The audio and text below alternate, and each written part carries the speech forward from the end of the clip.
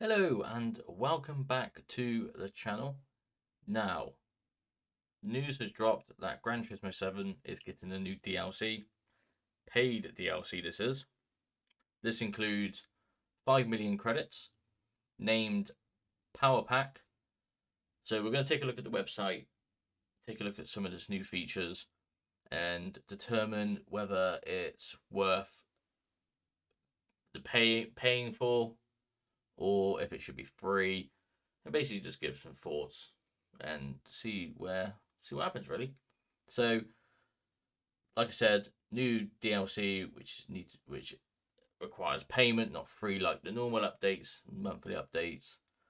Includes 5 million credits. Let's have a look. So, in pursuit of true racing experience, the new Power Pack paid DLC is coming on December 4th. So, does that mean Spec 3 update is coming December 4th? I guess time will tell, and hopefully it does. But like I said, things happen, but we can hope. So Power Pack features 50 new races across 20 categories, including 24-hour endurance racing. Now, the last time we saw endurance racing was back in Gran Turismo 4, and they were genuinely 24 hours long. So it's nice to see that they're bringing back, I guess, a fan favorite request or feature of the old Gran Turismos, especially with some of the cars of this day and age, with the new sort of modern Le Mans cars in Gran Turismo 7, as well as the old classic Group C sort of cars. So another new feature: from practice to qualifying to the race, play through a full session. So I guess like Formula One, you have your practice sessions, then you have a chance to qualify, and then it's the race. So qualifying does matter, and with this, Gran Turismo Sophie 3.0, so a new updated Gran Turismo Sophie. Obviously, let's see how far it's come along since the last Gran Turismo Sophie update, which I believe must have been probably over a year ago now, or maybe 6 months to a year, maybe even longer. I'm not really too sure. Like I said, 5 million in-game credits too. So, 50 new races, 20 categories, based on countries, automotive culture, and includes things like 24-hour races, race events where you can play through a full session, from practice qualifying to the race itself, or within tail to nose of our latest version of the AI agent, Gran Turismo Sophie 3.0. Now, with such thing as a new updated Sophie, hopefully the data logger in Spec 3 will come in handy. If the new Sophie is promised to be amazing, obviously it's learning AI. Can we then use the data logger to find out if the AI is quicker? Where can we go quicker? So hopefully features of both this update and Spec 3 will come in handy together, and hopefully increase people's lap times, and not increase them but decrease them, make them fast as possible, which is what we want. Now on this website comes up with a few images in each kind of section. So Power Pack plus Platinum, I guess the Platinum is the 5 million credits.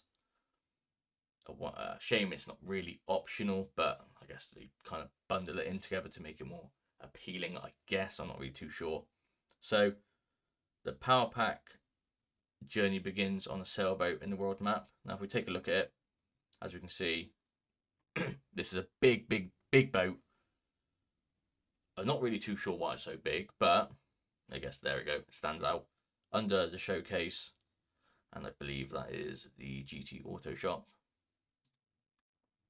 Now the next sort of picture shows Europe, historic cars, Nürburgring, 50 events across 20 categories based on countries and automotive culture.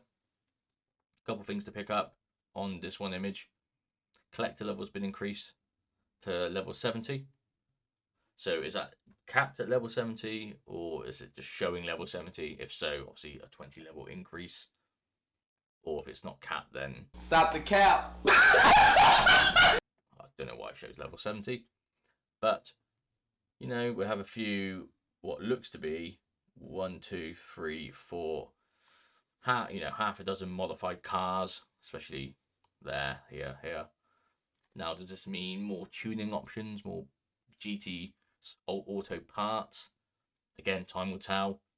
Hopefully, more information gets cleared up in the coming future. This image is quite interesting as well. Obviously, All Japan GT Championship on Fuji. So practice. I guess I believe in the next image it's like 30-minute practice. I imagine. I wonder if you can increase the time limits. Same with the qualifying is 10 minutes. Hopefully you can increase it, because 10 minutes, on a longer track isn't really that long. Obviously, is it time adjusted for the track? We again still don't know, and hopefully you can increase the amount of laps as well in the race. But this one shows 5 for Fuji. Now this image here for the Nürburgring Tourist on the Nordschleife is again quite interesting. We see supercars and sports cars, so a range of class. Shows you what tyres are on, how many laps they've done, what position if they're in the pits. Interestingly, shows us sectors, I guess, compared to you, if wherever you are on this. So you can compare your sector times to the new Sophie AI, which again is interesting to know where you fall short or where you're better. Obviously, therefore, making you a better driver, which is what it's encouraging you to do. Now, take on races based on real life events. Group C memories, obviously Porsche, Mazda, and then the Mercedes in the back on on Circuit de la Sarthe, 24 Hours of Le Mans. Shame there's no people in the crowd. Next one's the new Ferrari GT3 car. Guess on the Nürburgring, through this obviously embankment, quite iconic, with the Mazda, Toyota, and the Porsche behind. So again, hopefully that's like a 24-hour race is showing there. Now another sort of race again, the 90 Civic Racing. I guess this is Tokyo. And again, don't really see anything different on the cars there. So maybe some cars have new GT Auto parts. Again, or just speculation at the moment. And then the final image is the Japan GT500 class in the 90s with the Supra, NSX, and the Nissan Skyline. Now, my thoughts on this DLC, obviously, first off, actually, before we get into that, 2 newish sort of cars. Obviously, we had a Porsche and a Porsche again, but different sort of lights, like an off-road style setup. Looks like no windows either, and some new like modification parts with the wing mirrors thing on the windscreen just here, and again with this Porsche, like a sort of safari edition of that generation Porsche. But my thoughts on this DLC, I don't know. I think it being paid, obviously, again, depends on the cost. But to be fair, we've had a couple years of free DLCs with new cars, and obviously, what you got to think of is, would you pay money for the content that's already been put in the game?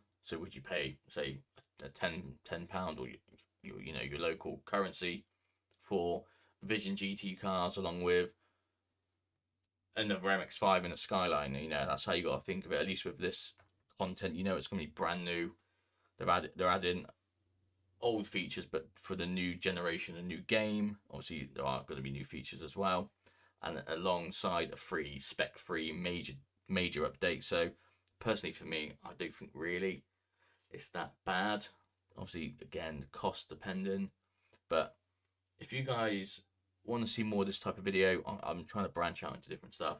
Obviously, this might appear to be janky as anything, not put together quite well, but trying to dive my feet in, find my feet, and see what sort of new videos we can make. Obviously, breakdowns on game updates, trailers, kind of thing. So if you guys enjoy it and want to see more of this sort of content, please let me know in the comments, like the video, share with your friends, notification bell on, subscribe, and if you want to see more Power Pack gameplay, be sure to subscribe when it comes out. I'll get some uploaded, same with the Spec 3 update, and I'll see you guys in the next one. Thank you.